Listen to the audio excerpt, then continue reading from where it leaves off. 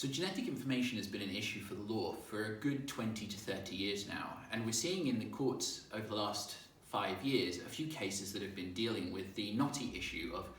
disclosing information to relatives. Genetics is one of those interesting areas where the information you get from an individual can also tell you something about the family, and that raises a really key question about whether or not doctors should be obliged to share that information to relatives who may be at risk of certain conditions.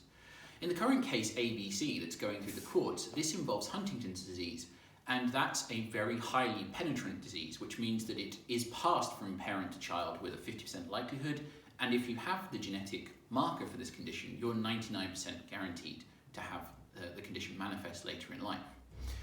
The question is whether or not the doctors should have told the claimant in ABC about the condition that her father was suffering. The NHS is arguing that they shouldn't, and the doctors and the claimant is arguing that they should. The issue this raises for the law is that in making a duty of care, we impose greater duties upon doctors, and we also breach patient confidentiality. But in failing to reveal information, we also put people at risk of harm.